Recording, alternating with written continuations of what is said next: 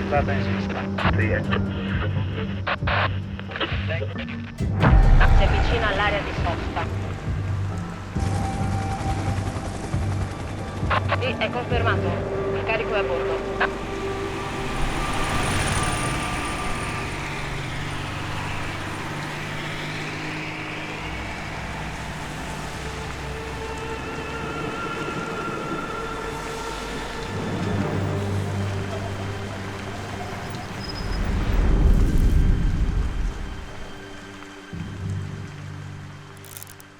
Si tratta non solo del più grosso, ma di gran lunga il più grosso sequestro di droga operato nel nostro paese, in Svizzera. State tutti pronti. Noi ci consideriamo in realtà in stato di guerra contro i trafficanti di droga.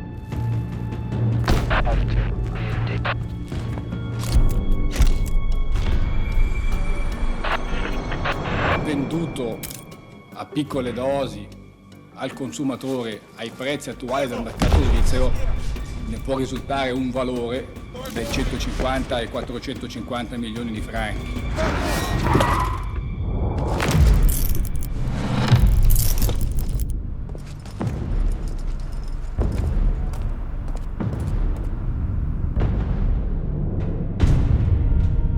È evidente che quando si riesce a sequestrare 100 kg di droga pesante in un sol colpo, questo significa che abbiamo colpito una grossa e importante organizzazione.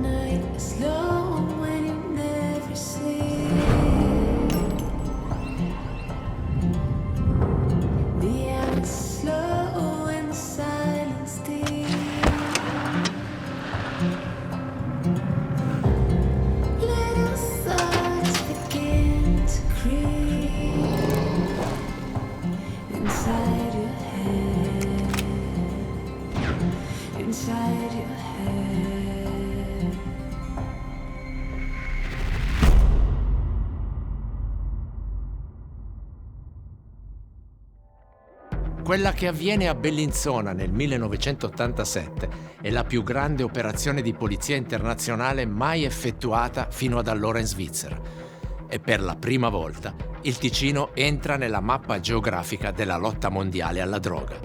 Non soltanto per la quantità sequestrata, ma anche per il modo con cui si è arrivati fin lì. Un lavoro condotto in prima linea da agenti della polizia ticinese. Agenti infiltrati. L'inchiesta di 100 kg è stata, l'operazione sotto copertura più importante messa in campo e durante anche mesi e mesi. È stata difficile da concludere per la diffidenza del boss, perché 100 kg di eroina allora erano un valore enorme. Rappresenta successo a cui ho partecipato bene o male. Ecco, anche se nell'ombra posso dire io c'ero. 100 kg da noi e forse in tutta la Svizzera non era mai capitato. Abbiamo tolto di mezzo 100 kg. 100 kg che li abbiamo fatti raffinare e arrivare, no? Perché c'è stata l'ordinazione. Qualcuno ha fatto un'ordinazione, no? Chi? L'ha fatta la polizia. Cioè, vedi i punti interrogativi, no? Noi ci siamo un po' meravigliati perché non c'è base legale e poi insomma ci sembrava un po', no, la polizia ticinese non era proprio la DEA americana o l'FBI, quindi ci sembrava un po' rischiosa la faccenda. Eravamo in anni in cui moriva molta gente per droga.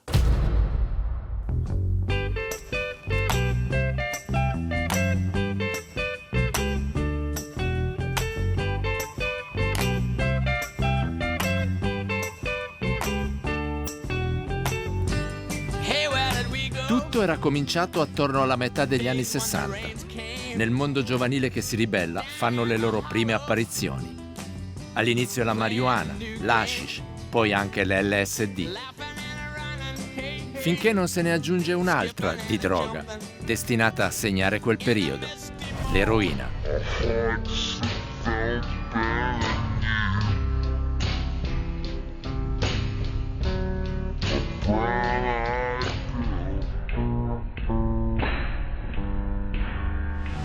L'eroina è entrata sul mercato molto prepotentemente, sono cominciate poi le prime morti, i primi decessi e lì ecco un fenomeno che, se lo posso dire, ci ha investiti perché effettivamente non eravamo preparati di sicuro. Allora era veramente una piaga, lo è ancora, io non ho adesso la dimensione quantitativa, però allora era un momento dove veramente drammatico, anche perché girava molta merce pericolosa. La gente moriva semplicemente perché il prodotto era stato mescolato con sostanze pericolose. Soprattutto gente giovane che si avvicinavano a queste sostanze, sicuramente senza conoscendone magari effettivamente il pericolo. Quante volte al giorno ti buchi? Circa 8 volte. Quanto spendi al giorno? 1.200 franchi. E come ti procuri questi soldi? Prostituendomi in strada.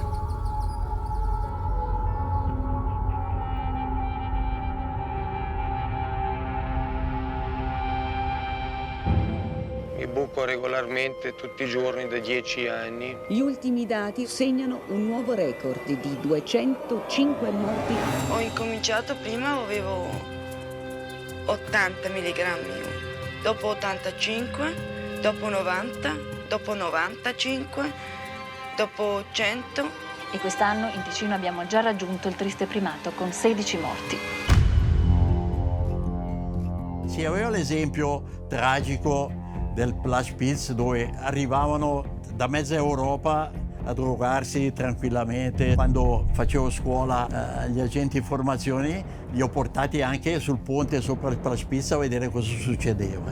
Terribile. E quindi anche da noi a Lugano e Locarno soprattutto si aveva questa paura di diventare delle piazze di spaccio a cielo aperto.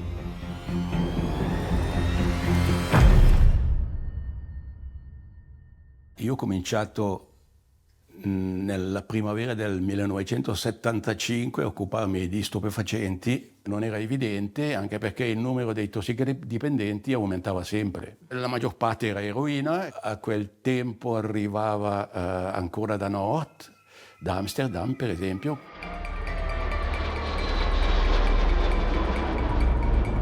E poi agli inizi degli anni '80 il mercato italiano. Milano, ma in particolare fino a Mornasco. Fino a Mornasco si era insediata una banda di cittadini calabresi che avevano così veramente in mano lo spaccio. C'erano i nostri che andavano da loro e spesso anche loro venivano da noi a spacciare, a rifornire i nostri. Pensando ai nomi di questi signori, erano famiglie che chiaramente avevano a che fare con l''ndrangheta. Non avete paura? Non vi preoccupa la polizia? Ci sono controlli qui? La maggior parte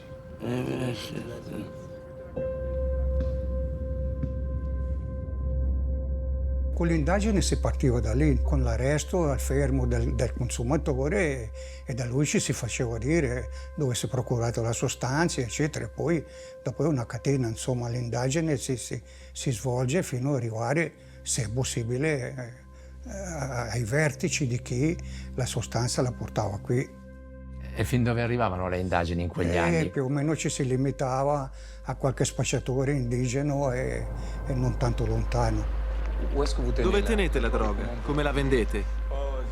Ma è difficile spiegare adesso così su due piedi. Si tengono qui, si parla, si mangia, si beve, sono qui in bocca. Se qualcuno ce le chiede, noi gliele diamo. Le inchieste a quel tempo erano mirate solo all'arresto dei piccoli spacciatori, addirittura dei consumatori, perché mettevamo in prigione anche solo il consumatore. Però era chiaro che era vissuto abbastanza male anche da noi, perché insomma restare con qualcuno con mezzo grammo di qualcosa non è bello. Non bastava sicuramente arrestare lo spacciatore perché era un pesce piccolo e difficilmente si poteva andare più in alto. Per andare più in alto bisognava cambiare strategia. E la svolta arriva dall'intuizione di un giovane agente della polizia cantonale, Fausto Cattaneo, ma tutti lo chiamano Tato. Io ho lavorato tantissimi anni in tutto il mondo, lotta antidroga alla caccia dei grandi trafficanti. Cattaneo ha fatto la scuola aspirante gendarmi con me. Di sicuro era un personaggio e sapeva inserirsi bene, ostentava effettivamente anche un modo di fare, insomma, del trafficante se vogliamo per certi versi. Quando uscivo di casa mi svestivo dei panni di commissario e indossavo quelli di un criminale, di un trafficante di droga, di un trafficante di armi.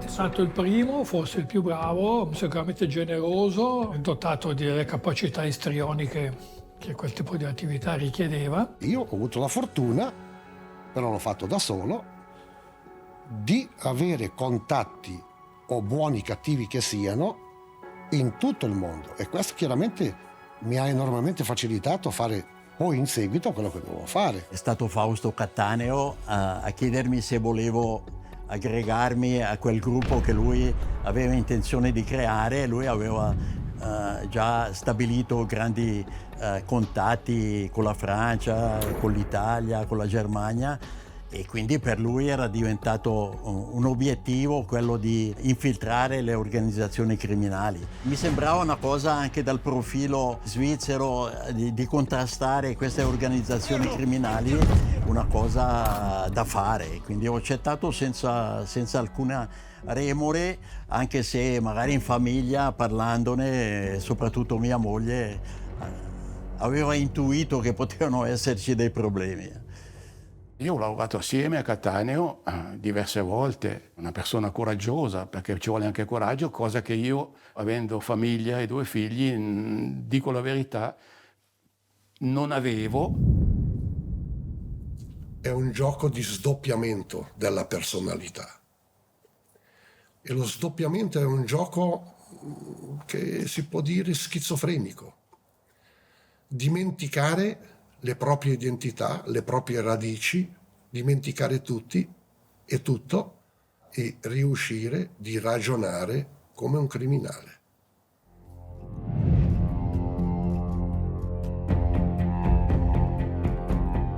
Una missione sotto copertura che però ha bisogno di un'ulteriore copertura, quella giudiziaria. E qui, a garantirla fin da subito, un magistrato di peso come il procuratore pubblico del Sopraceneri, Dick Marty, e la nascita di un profondo sodalizio. Lui vedeva l'aspetto polizia tecnico, tattico. Io dovevo vedere l'aspetto strategico, io vedevo già il processo, vedevo già gli argomenti della difesa. Fausto Cattaneo ha trovato un Dick Marty molto disponibile, è stato qualcosa di eccezionale in quel momento storico lì per un procuratore assumersi una responsabilità, perché non era evidente portare in Ticino un boss mafioso, portare in Ticino italiani trafficanti e mettere in campo, poteva succedere anche l'impensabile, quindi ha avuto veramente un grande coraggio.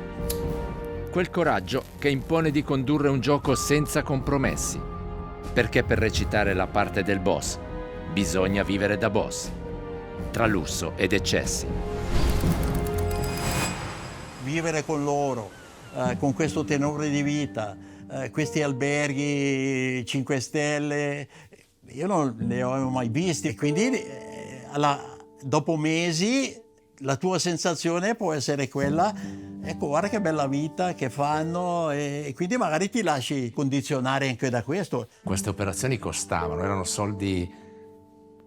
No, soldi pubblici. Sì, ma rispetto al budget della polizia è assolutamente marginale. Il servizio d'ordine per una gara ciclistica costa anche parecchio.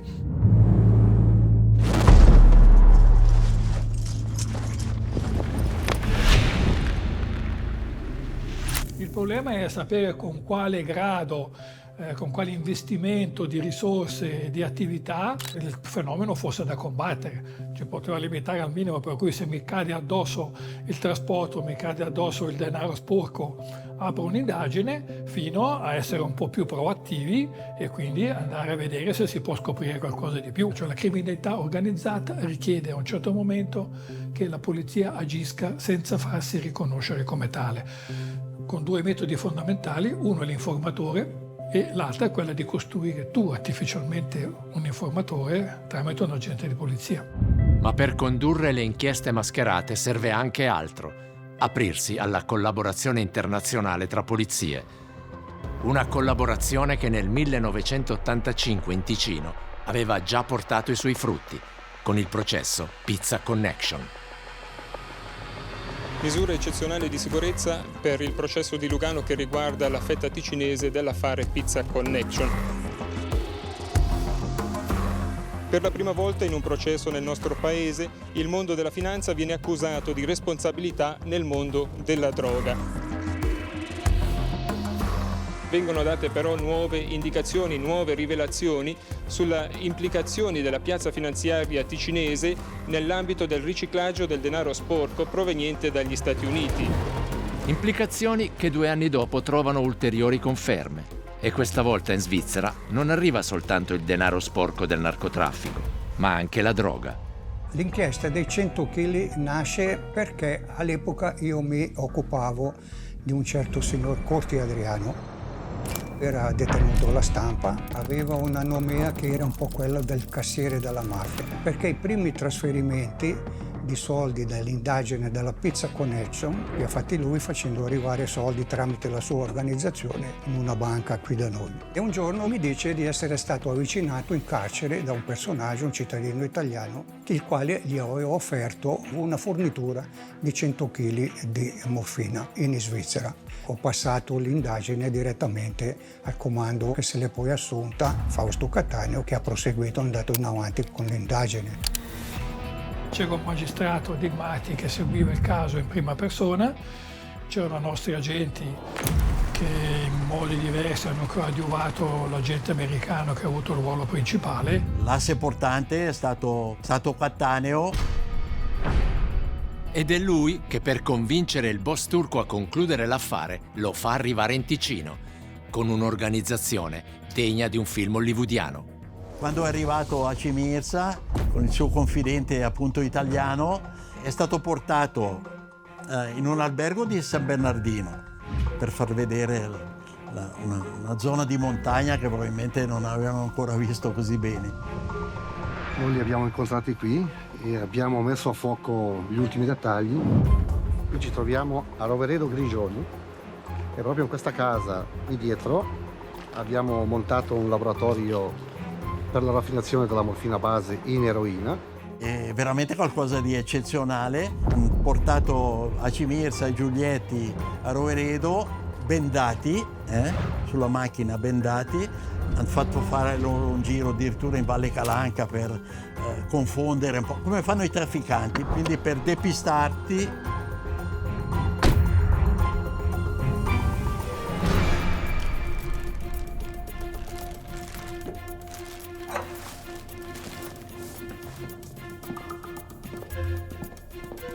Venne montato un laboratorio fittizio del trattamento di droga in un garage privato da qualche parte, perché al venditore bisogna fargli capire che la prendiamo, ma perché poi c'è una filiera che continua.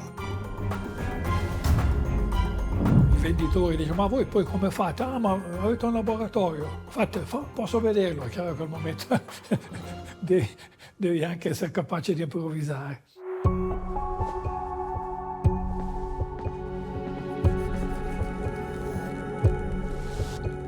C'erano dei colleghi poliziotti in camice bianco con la mascherina, è una costruzione da film veramente importante, e da lì poi è partita l'indicazione in Turchia di far partire il cambio.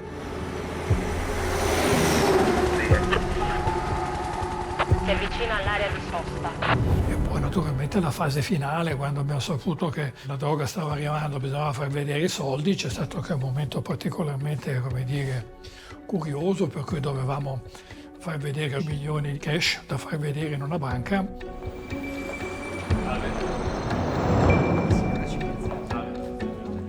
Il gioco era quello, la banca metteva a disposizione importanti somme di denaro e poi i trafficanti che venivano in Svizzera per accertarsi che eravamo solvibili venivano in banca e solitamente in una cassetta erano depositati i soldi, li contavano, perché io ho visto contare 12 milioni uno su uno.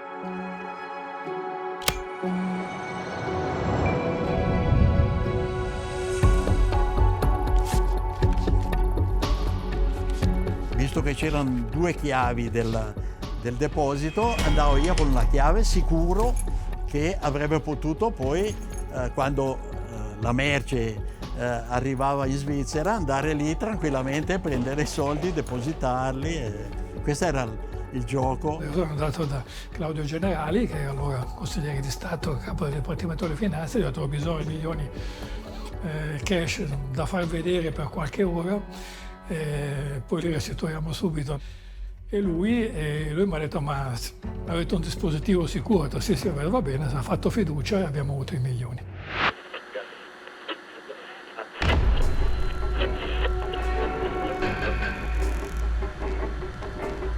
Noi stavamo facendo in pratica un lavoro nuovo, che non era mai stato fatto. A livello di inchieste mascherate, insomma, ascoltavo, prendevo nota, quando era necessario facevo la trascrizione letterale. Il percorso del tir è stato fatto senza allertare le dogane perché era troppo pericoloso. Magari in una dogana potevi trovare i doganieri compiacenti, ma magari in quell'altra volevano fare loro il colpo. E invece quel camion arriva diretto a Bellinzona e si ferma nell'area di servizio autostradale. Un primo contatto con gli agenti infiltrati e poi da un doppio fondo spunta la droga. 100 sacchetti da 1 chilo. Fino a quando non si è aperto il sottofondo del camion e si è visto che c'era davvero, ogni ipotesi è sempre possibile, c'è sempre un margine di incertezza in questa operazione.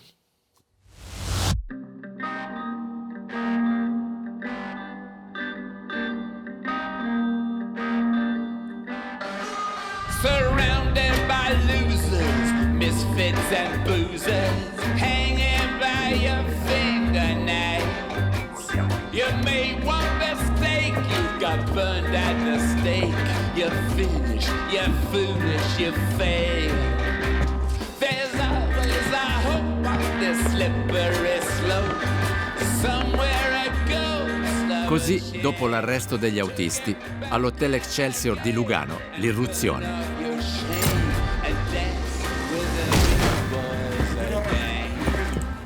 E a finire in manette questa volta è il pesce grosso, Haci Mirza.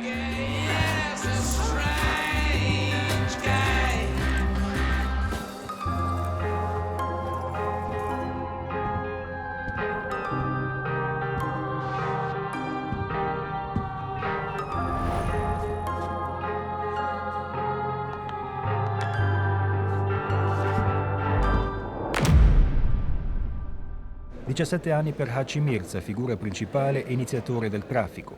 8 anni ai 2 autisti che hanno svolto una funzione indispensabile per la buona riuscita dell'operazione. Secondo la Corte presieduta da Franco Verda, l'inchiesta mascherata con l'impiego di agenti infiltrati si è rivelata giustificata nella vicenda e si è sempre agito in modo corretto». È vero che il significato importante di questo processo è il riconoscimento dell'importanza e della necessità di ricorrere all'inchiesta mascherata e dunque all'agente infiltrato, all'informatore, per poter combattere ad armi pari con il crimine organizzato.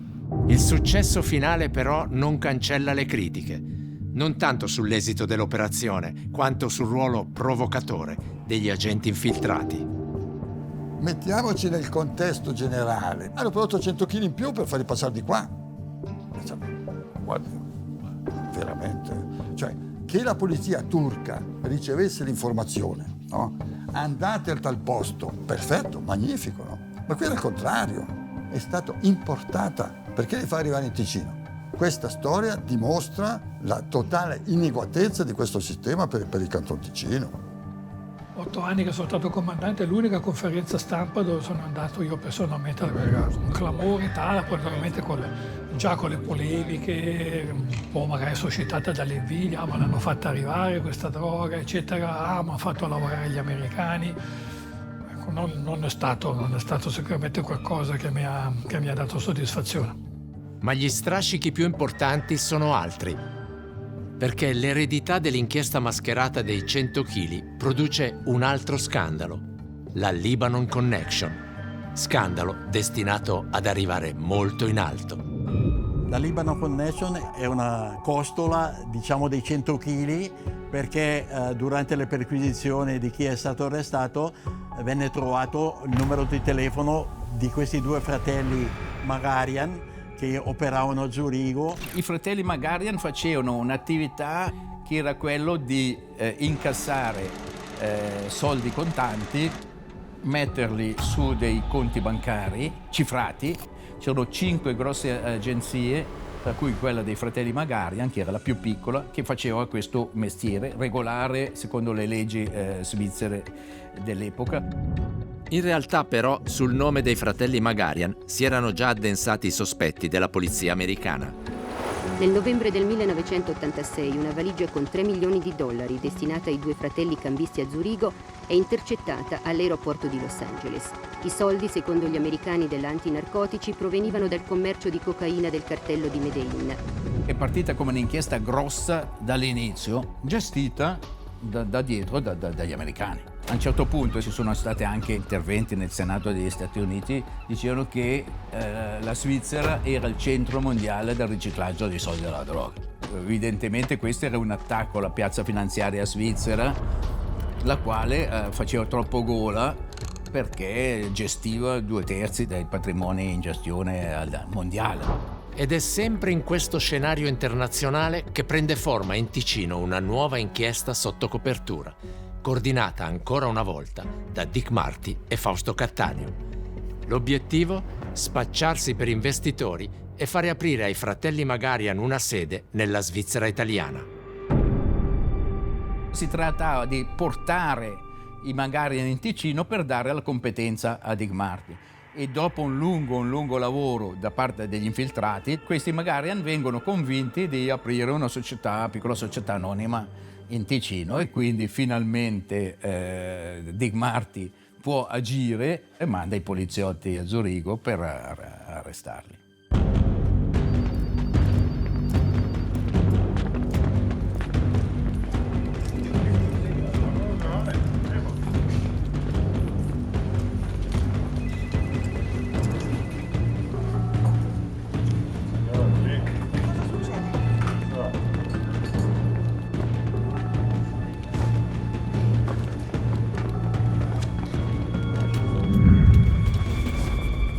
Fratelli Magarian li ho interrogati per 3 mesi, erano personaggi molto distinti, sicuramente abili nel loro lavoro, però naturalmente poche ammissioni. Anche molti amici miei mi scrissero se ero pazzo, se mi ero messo dalla parte dei criminali, eccetera, eccetera. Alcuni volevano anche togliermi il saluto. Con l'arresto dei 2 fratelli libanesi Magarian, avvenuto a Zurigo nel mese di luglio, sono caduti nella rete tesa dagli inquirenti 2 personaggi ritenuti importanti nel riciclaggio di soldi provenienti dal traffico di stupefacenti. Avrebbero piazzato nelle principali banche elvetiche almeno $1,5 miliardi di franchi. Ma soprattutto a creare un effetto bomba è un articolo pubblicato dal Tages-Anzeiger, pieno di indiscrezioni, perché stavolta il nome dei fratelli Magarian viene collegato a un altro cambista attivo a Zurigo, Mohamed Shakarci, che a sua volta è direttamente collegato al marito della donna più in vista della politica svizzera di quel periodo. Il 2 ottobre 1984, Elisabeth Kopp, appena eletta in Consiglio federale, riceve l'abbraccio del marito Hans. La prima donna ad entrare in Consiglio federale si vede attribuire il Dipartimento di Giustizia e Polizia. Affronta con successo il dossier sull'eguaglianza di diritti fra uomo e donna e, in sintonia con altri sforzi internazionali, dà avvio ai lavori per una legge per punire il riciclaggio di denaro sporco. Ironia della sorte, proprio su questo terreno scoppia lo scandalo che la vede coinvolta. La vicenda tocca molto da vicino il marito della consigliera federale. Fra le ditte sospettate di essere uno dei terminali del traffico di valuta vi è la Shakarchi Trading e l'avvocato Kopp era stato, fino a pochi giorni prima, vicepresidente del consiglio d'amministrazione di questa ditta. Sono tutte informazioni che erano finite in via confidenziale sulla scrivania dell'allora ministra del Dipartimento di Giustizia e Polizia.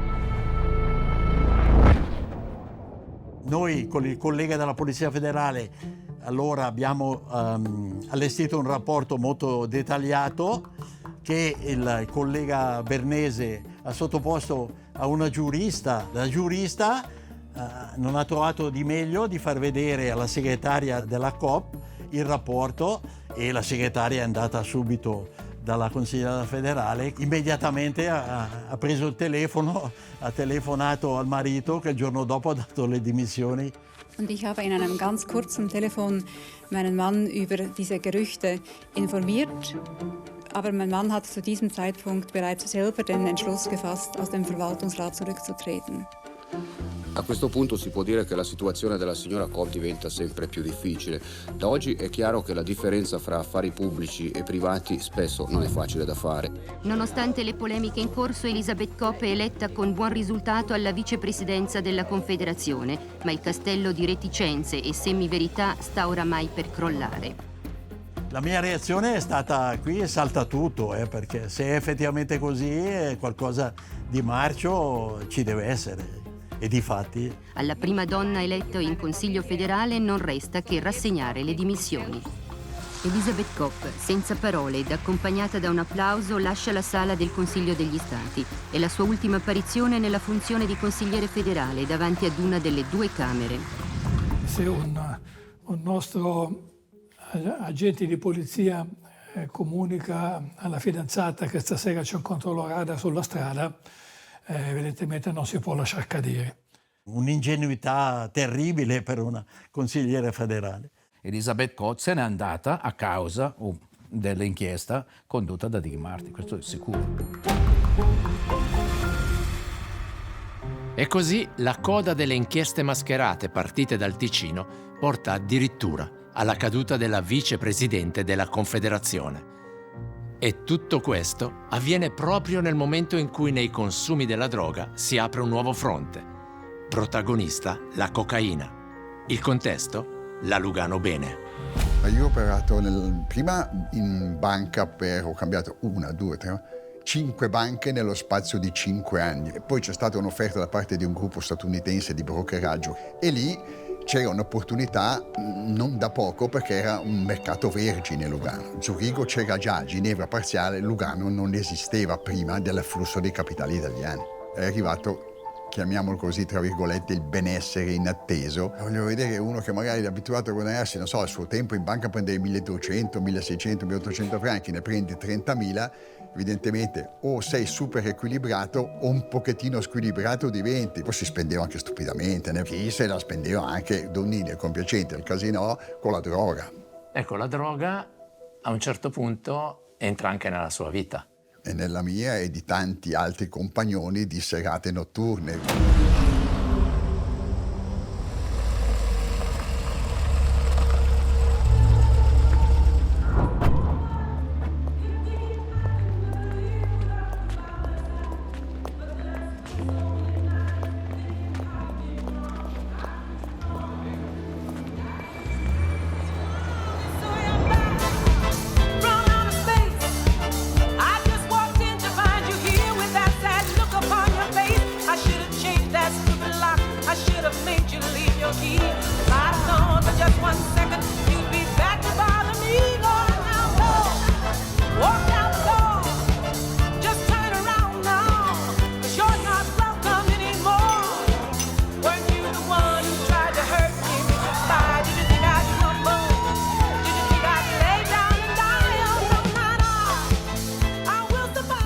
lo considerava qualcosa di illegale, cioè si sapeva che non era la roba legale, per l'amor di Dio, non era motivo di vanto, però era tollerata e in certi ambienti era anche esaltata e ne girava tanto.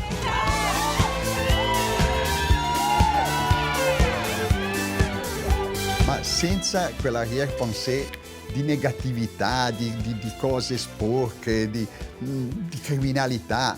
No, era una roba da dire, sono benestante, mi permetto il Lamborghini e mi faccio 4 piste.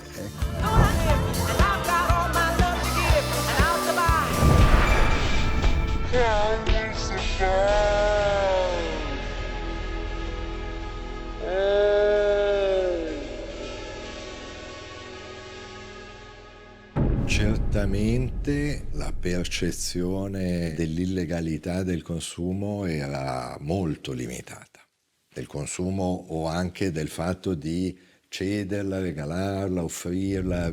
Io ho un consumo episodico legato ad una logica di gratificazione, il compleanno, la festa con la ragazza, il capodanno, quindi l'occasione speciale fino a quando non entro in contatto con ambienti dove l'accesso alla sostanza era molto più facile, qualche volta mi è stata offerta, ero circondato da persone che ne facevano uso e quindi si instaura anche una maggiore tolleranza verso la sostanza. C'erano certamente più di un personaggio politico, anche a livello importante.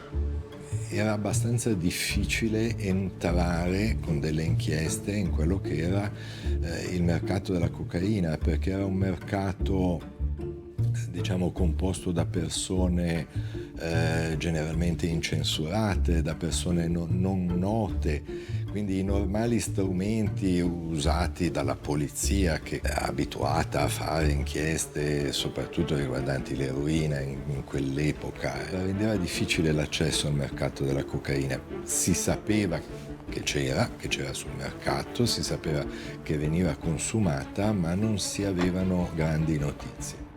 Lì arrivavano direttamente da gente che magari andava a New York in vacanza, andava in Sud America, se ne portava a casa qualche cosa, la divideva fra amici, non era un commercio.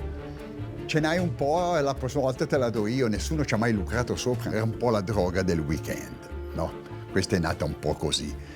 Dopo ti accorgi che il weekend diventa un po' più lungo, sabato, domenica, che il lunedì, vabbè.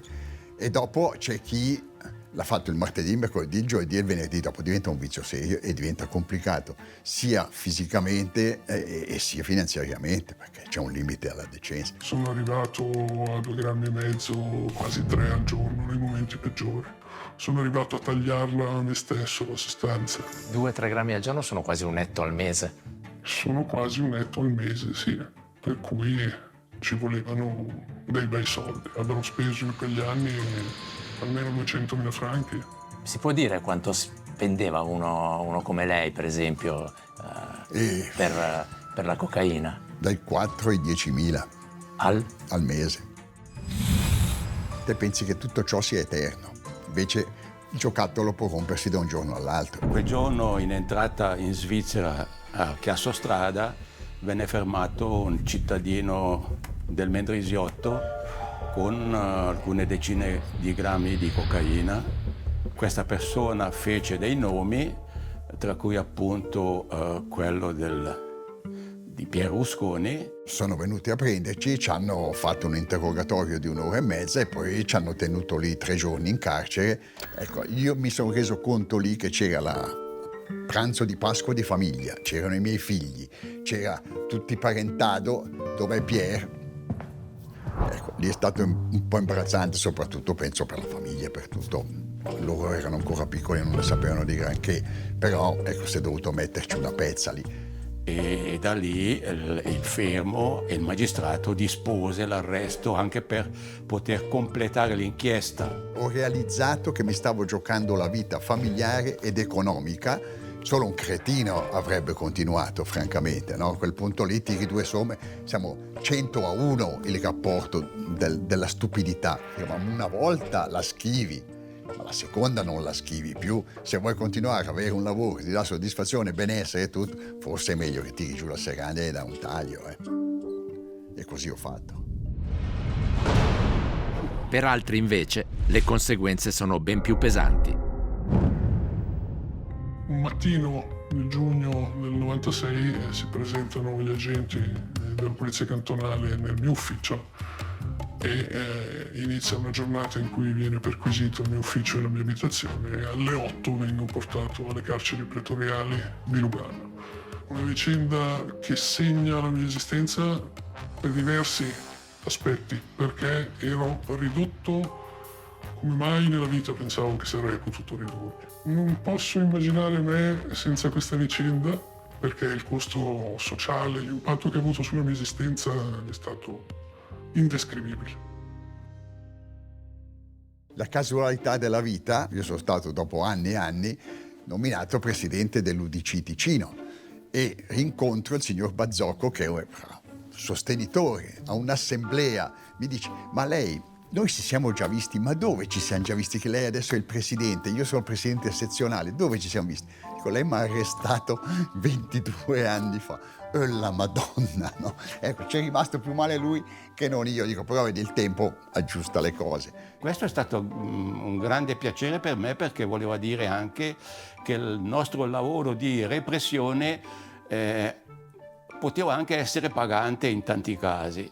Ma quello stesso lavoro deve confrontarsi con un nuovo scenario, perché da droga dei ricchi la cocaina diventa droga per tutti ed inizia a diffondersi anche nel resto della società, con lo spaccio che parte dal basso e arriva ad occupare le strade.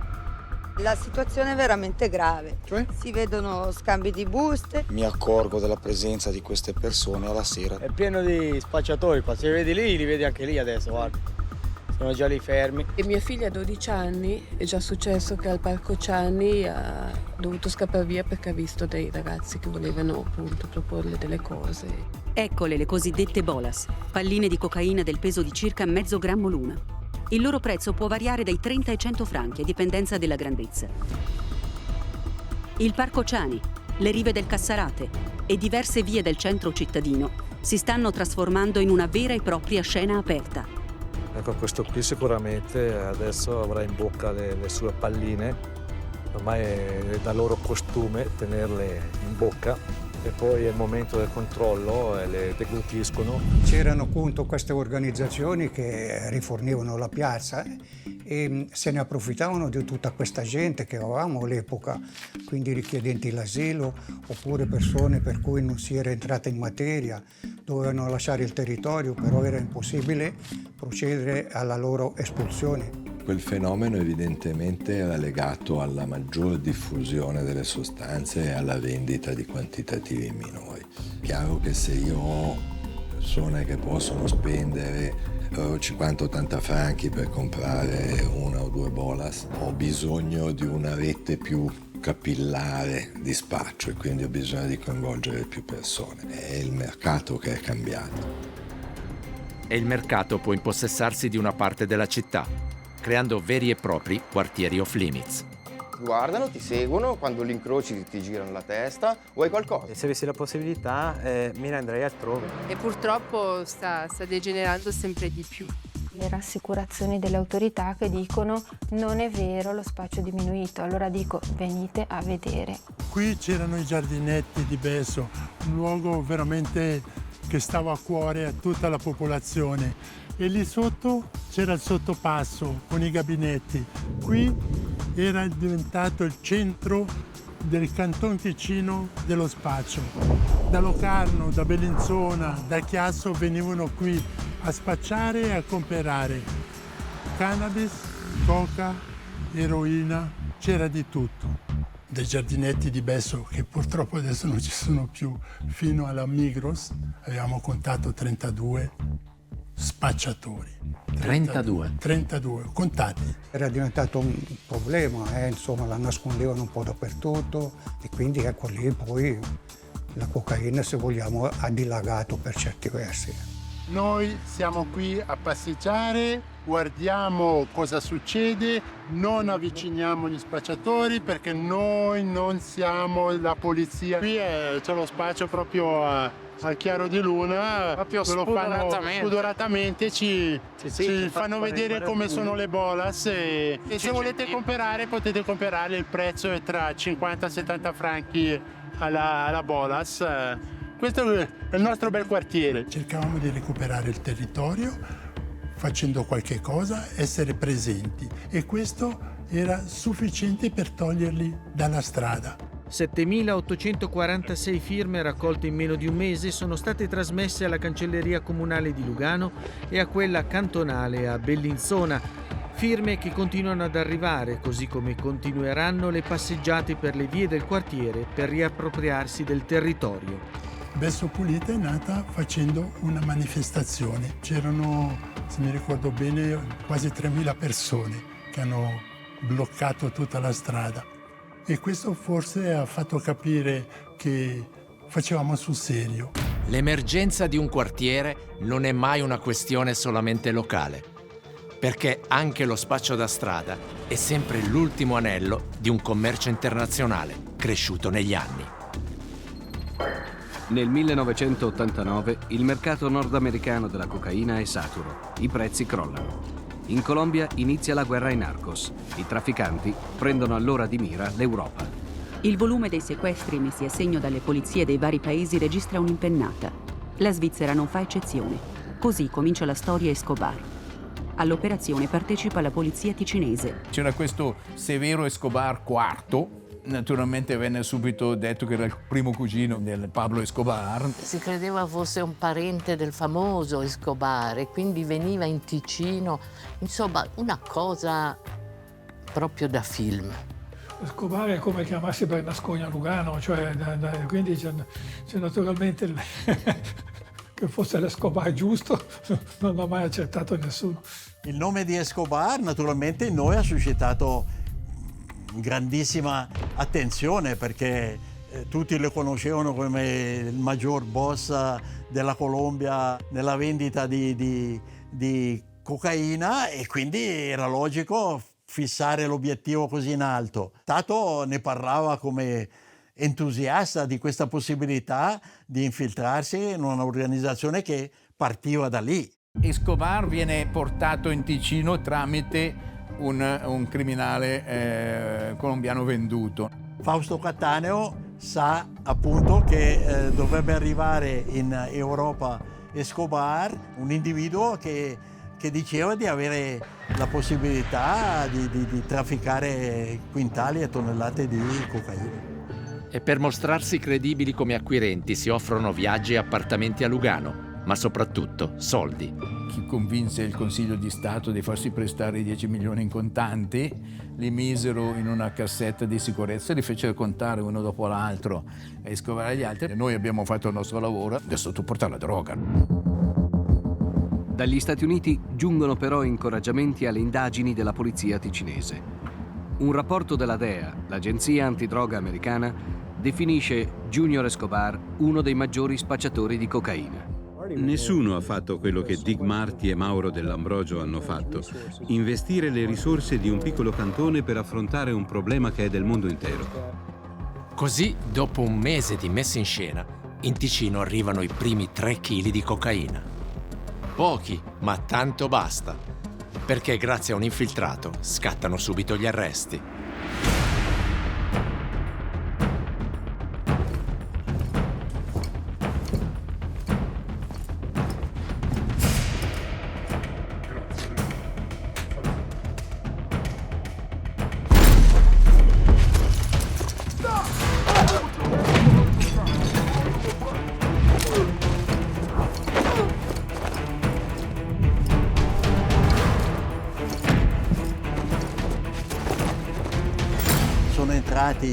I gendarmi in assetto, diciamo, di intervento e io per giocare il gioco, come si dice, fino in fondo ho tentato la fuga e andando verso la porta mi sono trovato davanti un mio amico e collega che in pratica mi ha placcato contro la porta, e quando mi sono potuto rialzare ed ero ammanettato, ho sentito meglio che mi mancava un dente.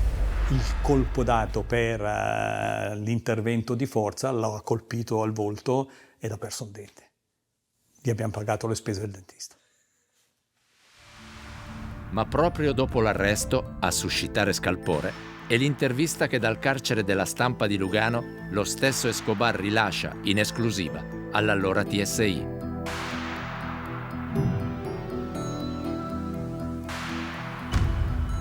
Per prima cosa, cos'è un'inchiesta mascherata? Per me un'inchiesta mascherata è un'infiltrazione. È mettere un agente esterno a osservare come funziona tutta un'organizzazione. A guardare, a vedere come funziona, come è il funzionamento di tutta un'organizzazione. Ma nel nostro caso non è stato così. Poliziotti e informatori hanno fatto loro l'organizzazione. Hanno fatto tutto loro. E poi ci hanno coinvolti. Il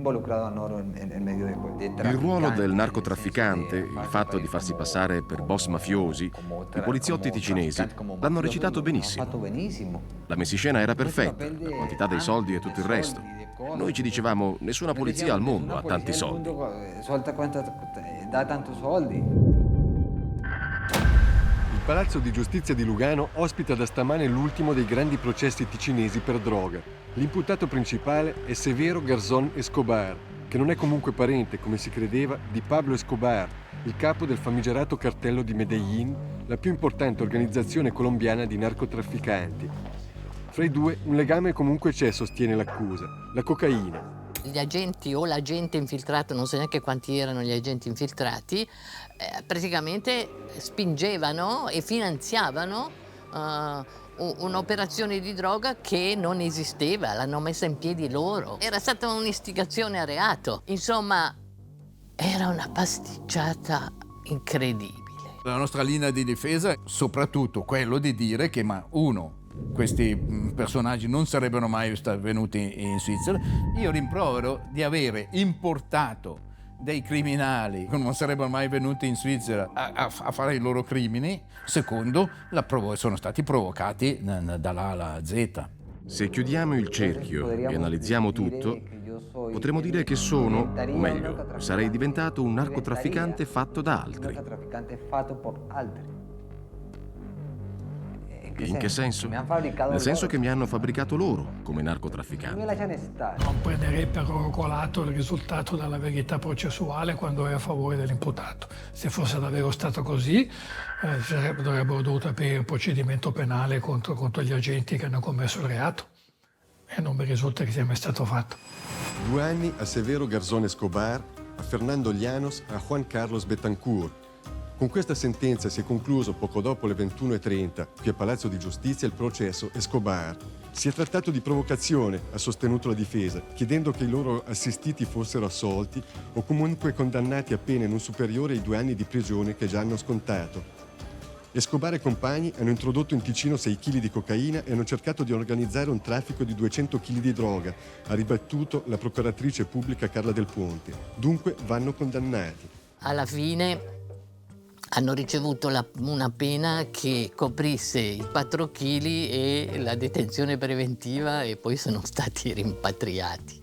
Quindi è stato un fallimento unico, quell'inchiesta e quel processo. Il tribunale ha riconosciuto che erano stati provocati e per questo gli hanno dato il carcere preventivo sofferto e poi li hanno fatti stare 2 giorni di più in prigione per poterli mettere di nascosto su un aeroplano e mandarli a casa. Loro hanno capito di avere commesso un errore. A quel momento i poliziotti infiltrati dovevano riconoscere lo sbaglio, chiudere l'inchiesta e rimandarci tutti a casa. Fare rapporto ai loro superiori dicendo: c'è stato un equivoco, abbiamo speso molto senza provare nulla. Ci servirà da lezione. Se la guardo adesso, effettivamente si è trattata di provocazione. Pagare un biglietto a un trafficante per farlo venire in Ticino con il risultato di avere pochi chili, per me è stato un errore, però non mi sono mai pentito di aver partecipato a queste operazioni. L'obiettivo è sempre stato quello di debellare delle forniture che andavano a mettere in pericolo la vita dei nostri giovani. Da una parte le nobili intenzioni, dall'altra i metodi adottati. In fondo è questo il cortocircuito etico che ha contraddistinto tutta la stagione delle famose inchieste mascherate. Con un grande interrogativo: si possono combattere le organizzazioni del narcotraffico utilizzando i loro stessi metodi? Ma il rischio di questa inchiesta era di far arrivare droga in Ticino in quantità enorme rispetto a quello che era il commercio illegale del territorio. Non aveva senso, noi dovevamo concentrarci sul denaro della droga, come è stato fatto in Pizza Connection. La collaborazione internazionale ha funzionato perfettamente. Si trattava di un nuovo sistema di fare delle inchieste non previsto per il codice penale, molto in voga in America e importato da noi.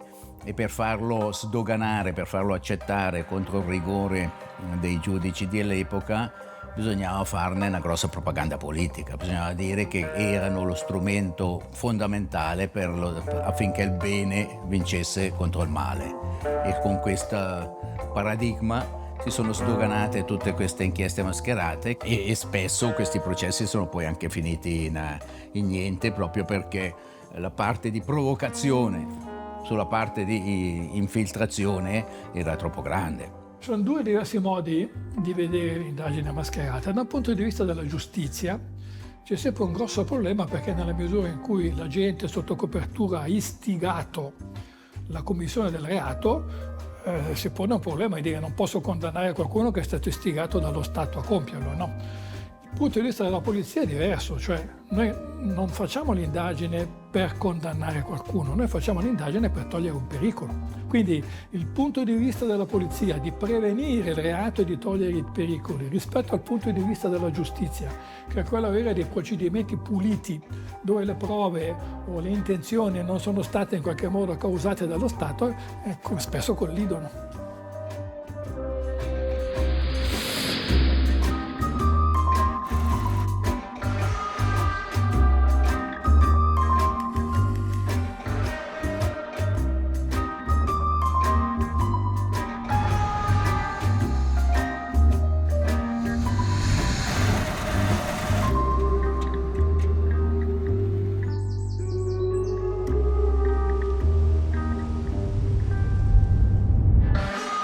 Surrounded by losers, misfits and boozers, hanging by your fingernails. You made one mistake, you got burned at the stake. You're finished, you're foolish, you fail. There's always a hope on this slippery slope. Somewhere a ghost of a chance to get back in the game and burn off your shame and dance with the big boys again.